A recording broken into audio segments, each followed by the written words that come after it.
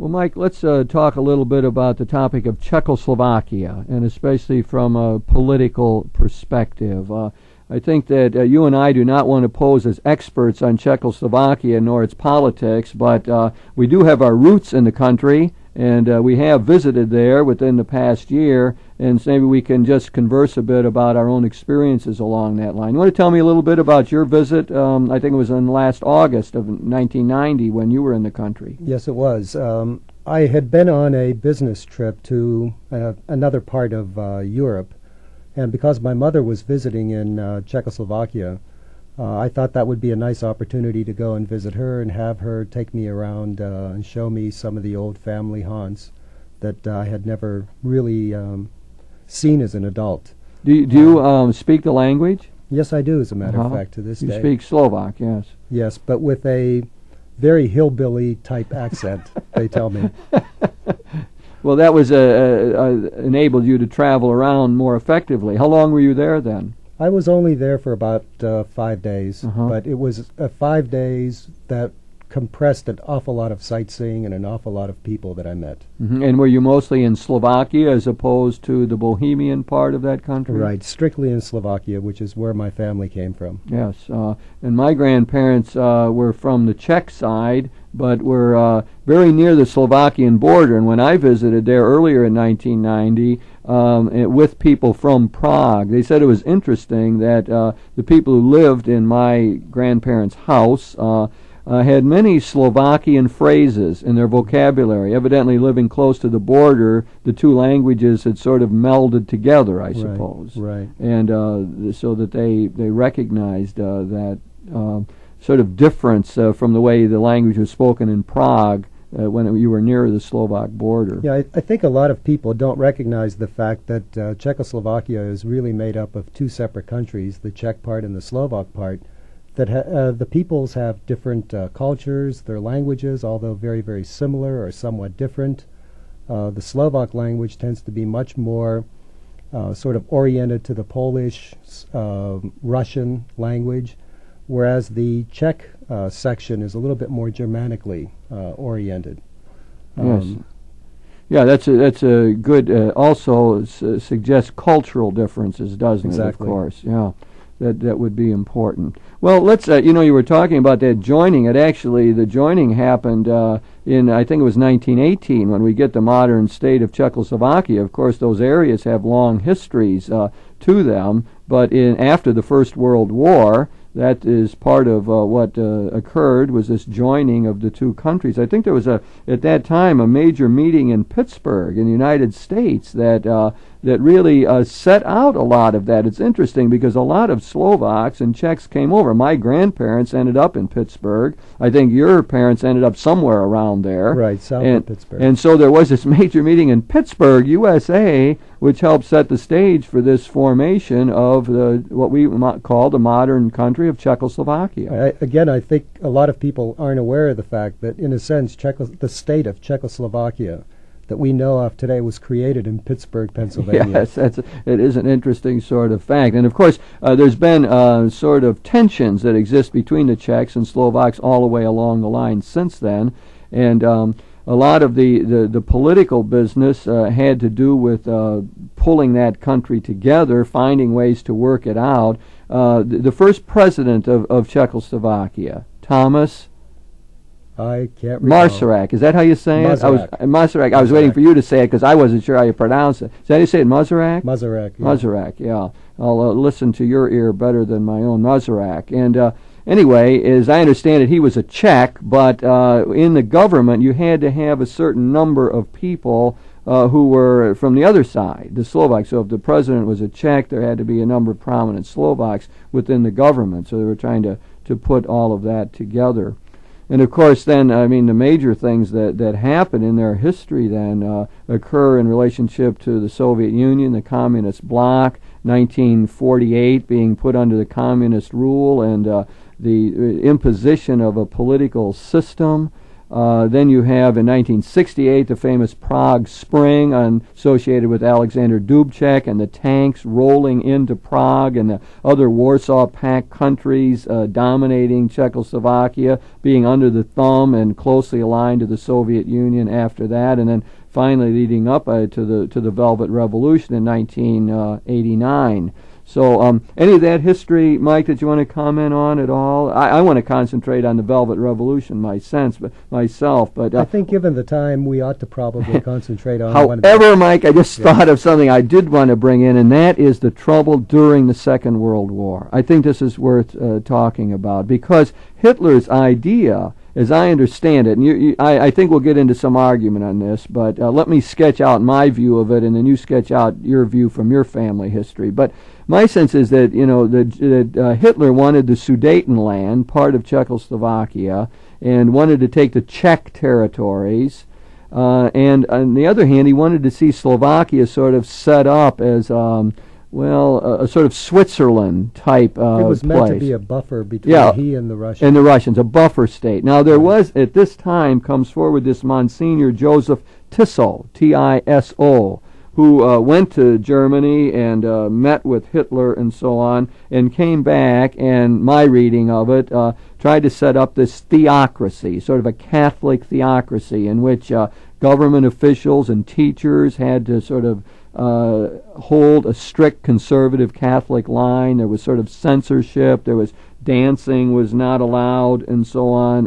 It was a rather strict morality that he tried to set up. I think a lot of it didn't go because there was a lot of opposition to it, but in his mind, he was going to have this Catholic state, this buffer state, a client state of Hitler in some senses, I would say. But one of the things that he did as part of all this was deport a lot of Jews who went to their death then. I think the numbers that I've seen sometimes were like 50,000.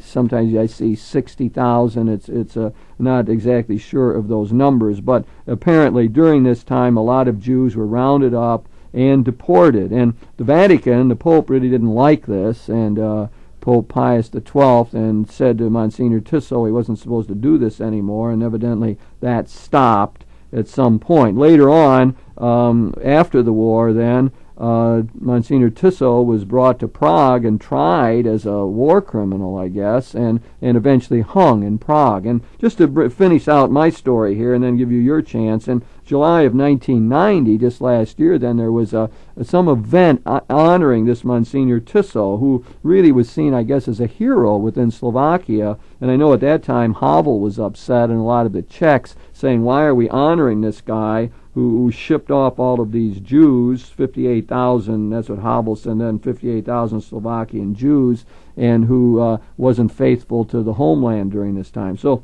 that part of this Czech-Slovak political history from one side. Now I give you your chance to tell the story as you see it. It's not the way I really see it, but the way it was told to me by my father, at least the way I recall it being told to me by my father. Along the lines of what you were saying, essentially, Slovakia looked as if they were in serious trouble during the time of Hitler. It looked as if Hitler wanted to just completely gobble them up. They felt very much intimidated because they're a very small country, unarmed and unable to really protect themselves. They knew that they were ultimately going to end up being in Hitler's camp or in Russia's camp, and there wasn't much they could do about it. And they were resisting in any way that they possibly could. When Tiso arose, he was viewed as a hero in Slovakia because here was a person who was offering a potential alternative to the kind of very autocratic rule that was anticipated from Hitler or from the Russian state.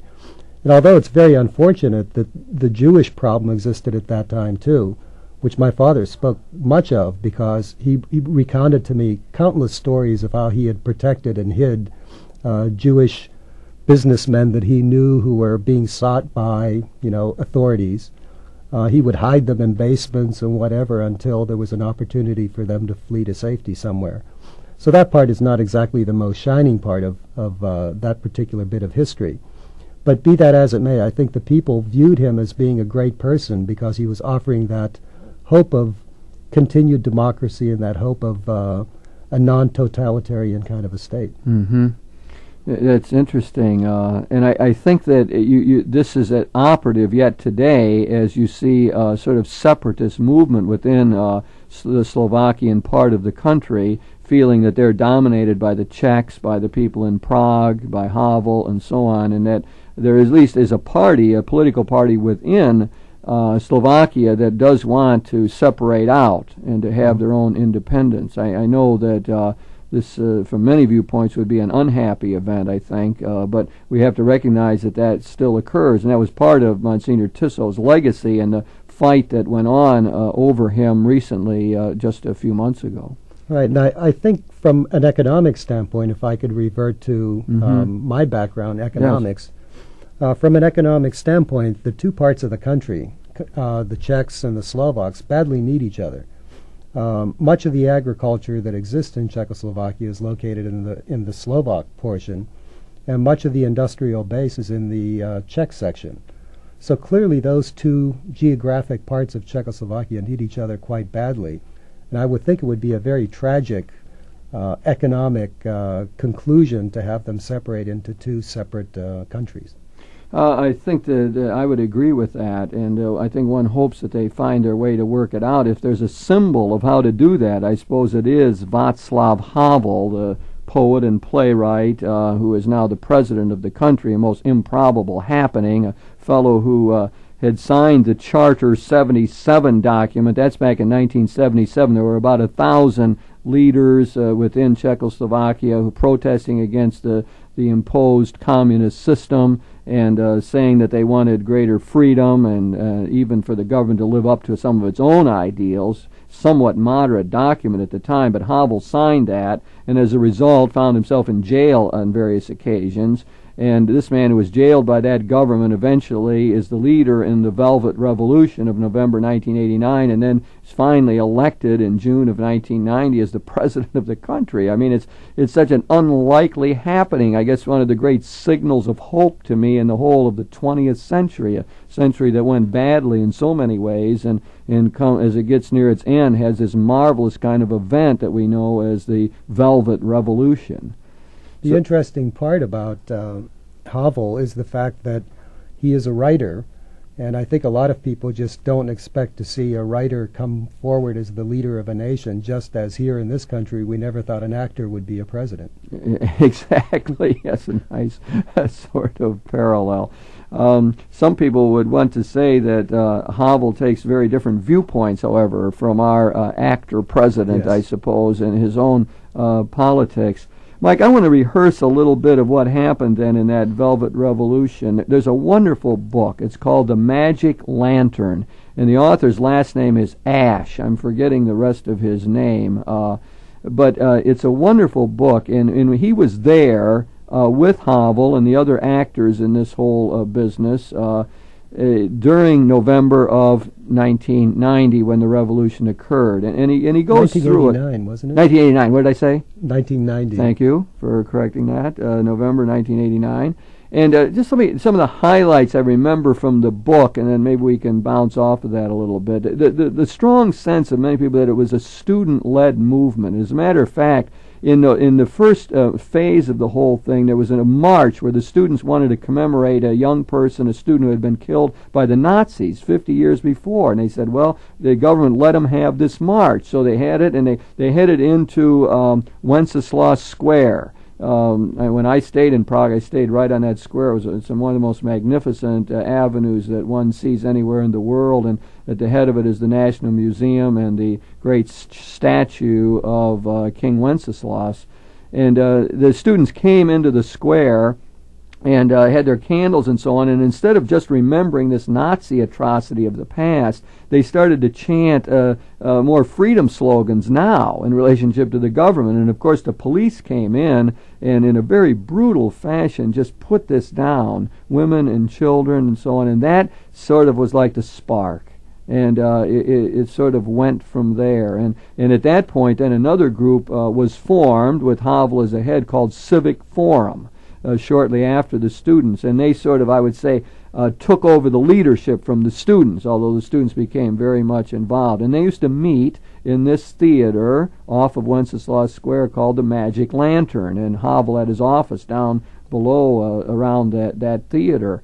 And it was, this author describes the procedure. I mean, what an ad hoc thing it was. I mean, every day they had to decide, what are we going to do? And they'd call a national strike and start dialogue with the government. And they'd have these conferences, and the press would be present. And they gradually grew in strength. And they began to see the government, was afraid in many ways to repress because the people were reacting. And then you get 500,000 people assembling in Wenceslas Square. And gradually this dialogue goes on with the government, and the government figures are giving in here, and Civic Forum says, no, it's not good enough. They wanted to reform the government, but they wanted well over half of them to be communists from the old government, and they set that up, and they say no to that.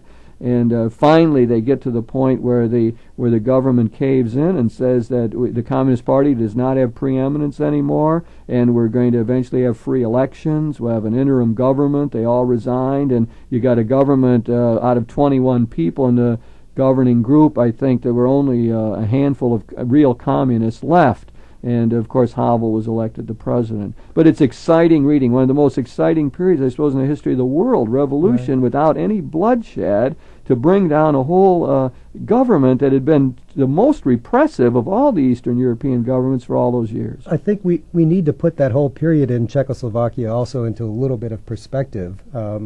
Hopefully a lot of people haven't forgotten what was going on at that time. It was preceded by essentially a decade of where the Western countries were expanding dramatically during the 1980s. Economic prosperity in many countries was hitting the highest levels it had ever gone to. At the same time, here's your communist countries going downhill, and going downhill more and more rapidly. People became extremely disillusioned, and everyone was starting to question whether or not it was the system that was at fault or whether it was the leadership that was at fault.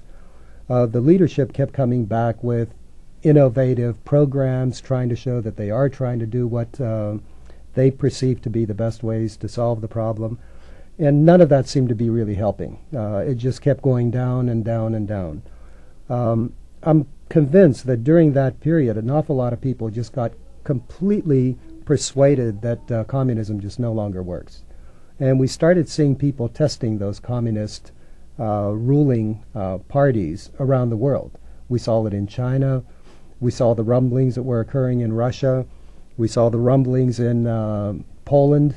Poland, in fact, under Walesa, for a decade had been arguing to dismantle that whole, socialistic, communistic kind of a system that they had over there. So essentially it was a sort of a flu that was going on around the world, and it was just a matter of time when it was that a particular country was going to sneeze and catch the flu. And the Soviet response was extremely important in all of this. I mean, I'm convinced that Gorbachev played a major role. He set the possibility by talking of glasnost and perestroika. There could be restructuring. There ought to be openness.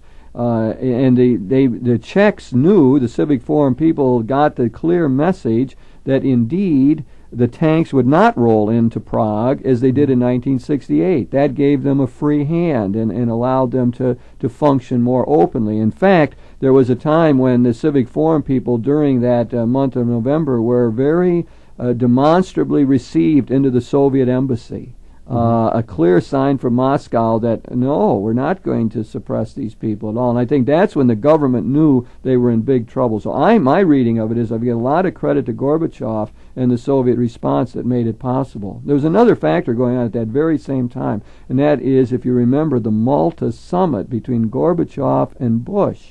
And there was the idea of, what do we do here? The Czech authorities said we can't have a terrible massacre going on. The Soviets don't want this with this great summit going on. So some commentators feel that kept back the hand of the Czech repressive regime and allowed a greater openness and for this thing to unfold. And as it went, it gathered a momentum and a tremendous response. All these people in the square and even in cold weather, and the government simply couldn't withstand that. I think a part of it, too, was evidence a number of years prior to that, I think Gorbachev fancied himself as a Westerner. He tried dressing like a Westerner. His wife tried emulating many of the famous Western women. And it was clear that he admired very much what was going on in the West and wanted to move in that direction. In order for him to do so, he tremendously needs the help of the United States. And I think he's trying every effort possible to try to avoid any kind of confrontation with the U.S. Right, and that played into the hands of Civic Forum exactly. at that time. I might point out that at the same time that there was this this group in the Czech part of the country, Civic Forum, there was also a comparable group in Slovakia that was very involved in trying to overthrow the communist regimes, and there were demonstrations in Bratislava as well. In fact, at one point, remember, they called the national strike, and the whole country shut down and went back to work at 2 o'clock in the afternoon. I thought that was sort of almost humorous in a way. But Slovakia had its own independent group that was leading this fight to break out of the communist system. Well, again, it was one of these contagion kinds of movements that occur. It did begin in Wenceslas Square with the student sort of upheaval. I think it should be pointed out too that many artists joined forces with the students when the first couple confrontations occurred. But then it did spread to the workers. It spread ultimately throughout the country. Yeah, and a marvelous thing to behold indeed. Let's talk a little bit about where it goes from here and what Havel's ideas are with all of this. I mean, he wrote a famous essay called "The Power of the Powerless."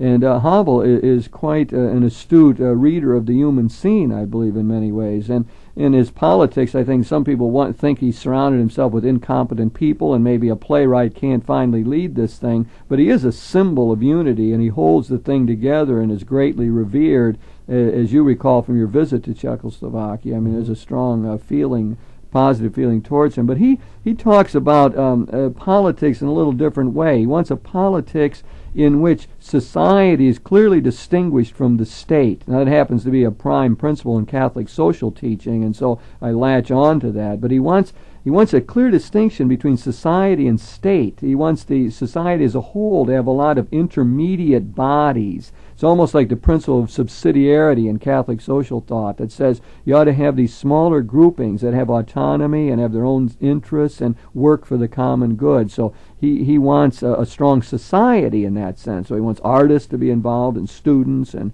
so on that will be a buffer, in a sense, against governmental totalitarianism in the future. The one problem with that kind of a view where the government sort of stands aside and is a different structure, if you will, is that it can operate under a more capitalistic kind of economic system that they're moving toward. In order to have a capitalistic system, you need to have certain legal protections. For example, you need to have private property. You need to have the ability to make contracts and to have those contracts honored and enforced. The government has to get involved in what's going on from an economic standpoint in society as a whole, and can't stand off, so to speak, as a separate institution. Well, I think if we pick up that side of Havel's thing, you might notice that he has actually asked for some special powers if they're not able to work some of this out. I mean, some people feel that this mild-mannered fellow who was so much for the underdog is almost moved in another direction by asking for these special powers, which, as far as I know, he doesn't have yet, but to hold the whole union together and to guide the system towards some sort of fulfillment here. Part of what he wants, too, is he talks about a politics of living within the truth. This is a major theme with Havel and deserves a lot of discussion, but here it's a matter of saying that we've got to fight against any manipulation by any of the power blocks within the country. You have to have the truth, the simple truth of naming things correctly and seeing reality. And so he thinks a politics that's going to be healthy has to have that side to it. It's almost like a moral sense of politics. And from an idealistic standpoint, that's a very beautiful way of looking at how a society ought to be structured. Unfortunately, idealism is not realism, and unfortunately people see things differently. They see colors differently, and to assume that we're all going to see this one main truth that we're all going to be seeking is perhaps asking too much of real men. And we already see this. There's a group of Catholic activists who have now broken with Civic Forum. They and with the other Slovakian group, which is called People Against Violence. That's been the counterpoint of Civic Forum in Slovakia, People Against Violence. And these dissidents, Catholics, have formed what they call the Christian Democratic Union. They did poorly in the June 1990 elections when Havel was elected president by popular vote. They ran a poor third. But their sense is that Civic Forum isn't a monolithic kind of thing, and that it needs to be counterbalanced, and there's other political approaches here. I think some people fear that, well, we'll just go down the path and become like Western consumerist societies, and we don't want to just emulate the United States, but we ought to be able to find some other way of organizing ourselves and operating. Clearly, though, these are people all within the democratic stream. That's what they want to happen. Right, and it's going to take some time for that evolution to occur. And much of what is occurring there is all intermingled. The economic changes that are going on, the cultural changes, societal changes, political changes, all of these have to be meshed. And when you have so many different actors moving in so many different directions, you can't come to a conclusion with very great haste. You've got to grow through this period. Very, very difficult matter. And one of the things Havel is doing now is really in the process since January of trying to rewrite the Constitution, but he wants to make sure this is all nonviolent. In fact, there's even talk of a national referendum to hold the country together between the Czechs and the Slovaks. So, Mike, we've been a quick sketch of Czechoslovakia politics, 1918 establishment of the country, troubles during the Second World War, the Great Velvet Revolution of November 1989. Havel is a symbol, really, of trying to hold it all together now. As you pointed out, very difficult, but again, one would have great hopes that the Czech people can move forward to a viable political union.